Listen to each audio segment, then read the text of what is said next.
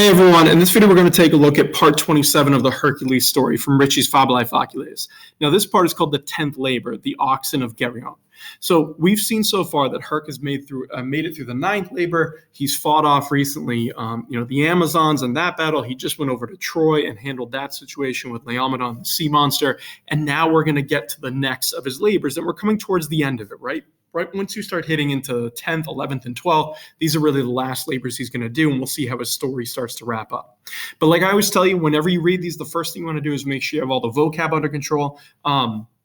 If you want to take a look at my website, Nova Latin, for a lot of these I have lists of vocab, but if not, you can even just go through the story and write down any words that you don't know, right? Kind of do a pre-read.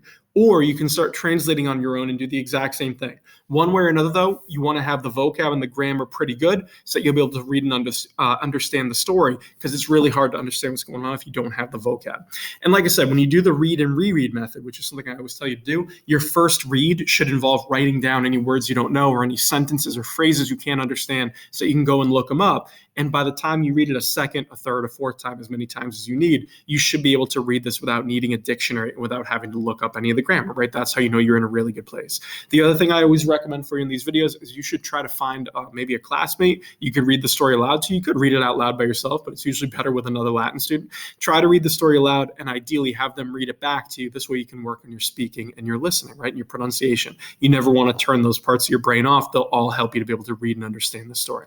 So once you're in that place, whenever you decide that you're feeling good about your translation, you should keep watching the video and see if your translation comes pretty close to mine. Again, I always tell you not that mine is perfect, but if we're on the same page, you can probably feel comfortable that you're understanding what's going on. So the story starts like this. You have tum vero misus est Hercules ad insulam Erytheam ut boves Geryones arceseret. Or Arceseret, rather. So you have then truly, right, Vero, then truly. You have Hercules was sent, and the implication here is that he was sent on another labor, right? So he's sent to the island of Erythea, right? This is an island off the coast of Greece. And he went there, and then you have a purpose clause here, the ut, and then you have Arceseret, which is imperfect subjunctive, right? We've seen a lot of these so far. And he was sent there so that he might Arceseret, you can almost translate like fetch or bring back is kind of one way to do it. The boves Geryones, right? The oxen of Geryon, right? These famous oxen. We're going to see why they're famous here. Okay.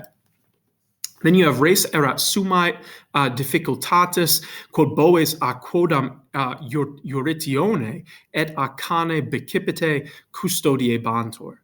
So this thing, this affair, this race, right? Was erat, right? It just was of the highest difficulty, sumai difficultatis, right? It was the greatest or the highest difficulty because the boves, the oxen, right? They were guarded. Custodie bantor is imperfect passive. So they were guarded by something. The things they're guarded by are Eurytion, right? A certain Eurytion, that's sort of the shepherd guarding these. I don't know if shepherd is the right word with oxen, but you get the idea. And by a dog with two heads, right? A two-headed dog, right? So this is Orthrus, I think is his name in Greek mythology, but there's these monster beings guarding the boves, right? The oxen. You're going to see how Eurytion falls into that category as well. But there's a two-headed dog guarding it, right? It kind of has echoes of Cerberus, the three-headed dog. So one way to kind of understand this is Herc is getting some practice, right, with multi-headed dogs.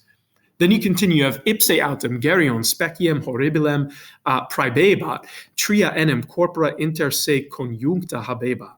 So Geryon himself, moreover, right, ipse Geryon, he himself, praebebat here, it kind of means to like stand out or show. One way to translate is present, right? So you could say he presented a speciem horribilem, a horrible appearance, right? So he's also a monster.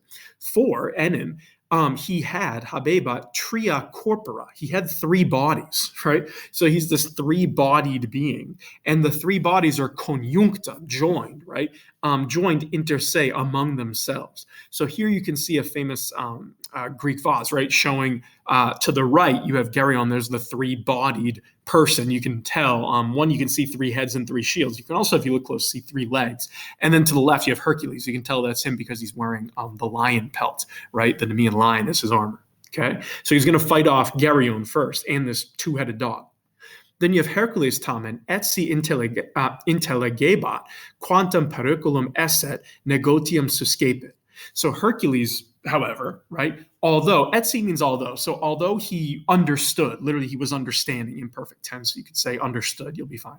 So although he understood quantum periculum, how much danger, you could say, esset there was, right? It's imperfect subjunctive. So although he understood how much danger there was, he suscepit negotium. He took up the negotium, the task, you could say, right? So Herc understands this is going to be a problem, but he does it anyway because he has a labor to do, right? He's not going to say no.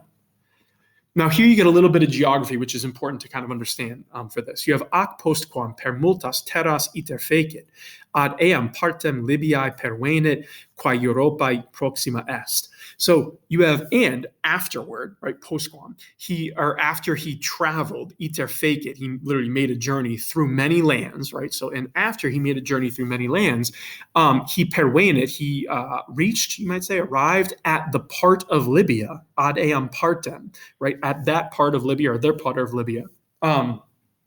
Quae, which means which, here is the relative clause. It's the part of Libya which is closest, proxima, is nearby to Europe, Europa. Now, to understand this, you need to think of an ancient map, right? Because if you're looking at modern Libya, you're going to be confused because you're going to be wondering what Sicily and sort of where Carthage is, like what this has to do anything. So I gave you, this is just off Wikipedia, but it's a representation of kind of how the Greeks viewed the world. And this will help you get it. What they're calling Libya is basically all of North Africa, right? So it extends all the way to the west. So when it says he made a journey through many lands, right, he's trying to find this place. And when he gets to Libya, he's in Western North Africa, which to a Greek would be kind of the edge of the earth, right? Very far off. And that's the idea. But when it says the part which is closest to Europe, what it's talking about is where the North Africa almost touches Europe near Spain, right? I think it's modern day Morocco. I could be wrong on that. But North Africa and modern day Spain have an area called the Straits of Gibraltar where they almost touch. This is what the story means when it says near to Europe. You just need the ancient viewpoint. Otherwise, you're going to be confused, right? Because it's not talking about modern Libya. Then it continues, and it shows what he did here. You have ibi in utroque litore freti quod Europam a Libya divide, columnas constituit, quae poste a Hercules columnae appellebantur.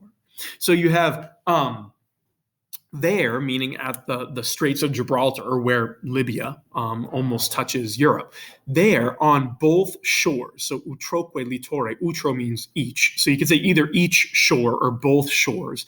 Maybe each is better because it's technically singular. So on each shore of the freti, of the strait, right? Meaning the Strait of Gibraltar, right? So on each shore of the strait, which, quote, it's referring to the strait, which divides, divide, Europam, which is Europe, so which divides Europe from Libya. So again, you got to think of an ancient map, and you'll see they're talking about the Western Mediterranean, the Straits of Gibraltar, right? So on each shore of the strait, which divides Europe from Libya, constituit columnas. He set up pillars or columns, right? So one is on the North African side, one is on the European side.